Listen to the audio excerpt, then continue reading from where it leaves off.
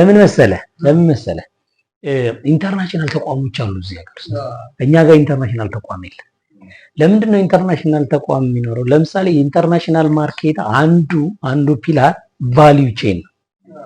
ቫልዩ ቼን ሲስተም። ስለዚህ እዚህ አንድ ተቋም የሆነ ሀገር ለመሄድ ያለውን የቫልዩ ቼን ወይም ደግሞ ያንን ጥራትና ደህንነትና ደረጃ የምትቆጣጠርበት ሲስተም ሊኖርህ ያስፈልጋል። እዚህ አለ። ስለዚህ ብዙ ካምፓኒዎች አሉ።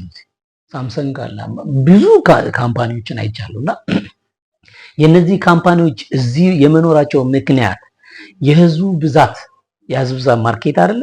እሱ ብቻ ሳይሆን ይሄ ለጥራትና ደረጃ እና ለቫልዩ ቼን ያላቸው ትልቅ ጥንካሬ ነው፣ ትልቅ ትኩረት ነውና እኔ ለመሰላችሁ እንደምናስበው ቀላል ሐሳብ አይደለም ይሄ ቫልዩ ቼን የሚባለው ሐሳብ ማለት ነውና እኛ በጣም ብዙ ነገር አለ፣ በጣም ብዙ ምርቶች አሉ አይደል? በጣም ብዙ ምርቶች አሉ። ለውጭ ሀገር ልናቀርባቸው የሚገባ በጣም ብዙ ምርቶች አሉ። እነዛ ምርቶች ግን ዓለም አቀፍ ደረጃቸውን ጠብቀው ተወዳዳሪ መሆን ያልቻሉ ይሄ ከምርቱ ከሚመረትበት ከስተመር እስኪደርስበት ድረስ ያለው የቫልዩ ቼን ሲስተም ስለሌለ ነው።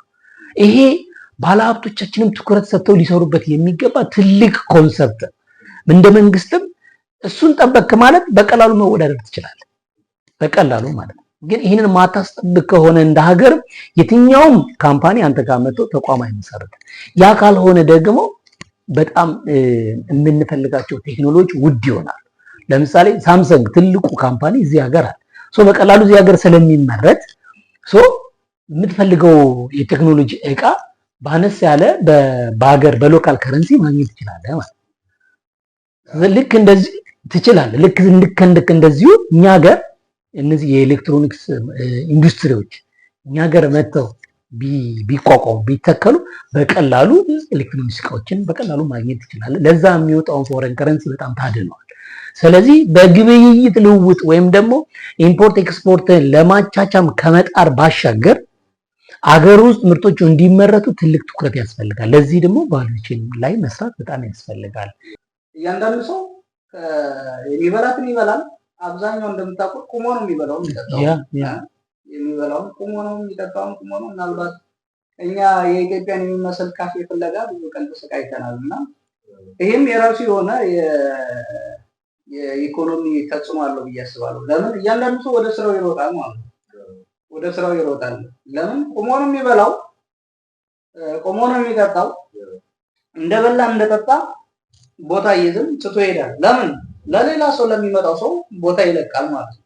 ይሄ ራሱ አንድ ትልቅ ከኛ ሀገር ጋር ሳነጻጽረው በጣም የሚገርመኝ ነገር ነው። ለምን እኛ ቁጭ ብለን ነው ወሬ የምናወራው። ለምሳሌ ወንበር ይዘናል፣ ሌላ ተጠቃሚ ቢመጣ ወንበር ላይ ቁጭ ብለናል፣ ተመልሶ ነው የሚሄደው። ኢኮኖሚካሊ የሆቴሉን ባለቤት ትጎዳዋለህ ማለት ነው። እነዛም ጊዜያቸውን አባክነው ሄዱ ማለት ነው፣ ወይም ተመለሱ ማለት ነው። እና ትልቅ የሚገርመኝ አንድ ነገር ይሄ ነው።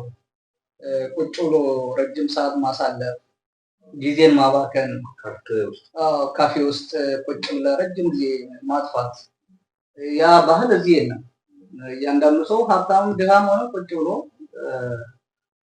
ወሬ የሚያወራበት ረጅም ጊዜ የሚያጠፋበት እንትን የለም፣ መሰረት የለም። እና እጅግ ደስ የሚል ነው። ይሄ በህብረተሰቡ ዘንድ ያለውን ንቃተ ህሊና ያሳያልና በተለይ ደግሞ ኢኮኖሚካሊ ስናስበው ለባለሆቴሉም ለግለሰቦችም ለስራቸው እንዲሄዱ ያደርጋል። ባለሆቴሉም ሰው ተጠቃሚ እንደመጥቶ እንዲጠቀም ያደርጋል። ስለዚህ ወዲያውኑ ተጠቅመው ይሄዳሉ። ይሄ ትልቅ የሚገርመኝ ነገር ነው። ህንድ ጋር ያለው ነገር አሁን እኛ ጋር ዜሮ ምንም የለም ሳይሆን ግን በተቻለ መጠን በተለይ ምን እንደተመኙት ታውቃለህ?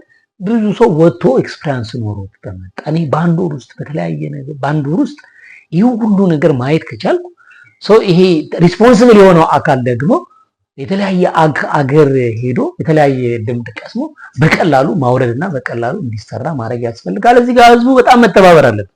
ህዝቡ ከፍተኛ ሚና አለበት እና እዛ ላይ መሰራት አለበት። ጸግሽ ካየው በጣም ሲቪላይዝድ የሆነ ማህበረሰብ ነው የህንድ ማህበረሰብ እኔ ያየሁት ማለት ነውና ስለዚህ ለየትኛውም እድገት ለየትኛውም ለውጥ ምን ያስፈልጋል? ሲቪላይዝድ የሆነ ማህበረሰብ ያስፈልጋል ብዬ አስባለሁ።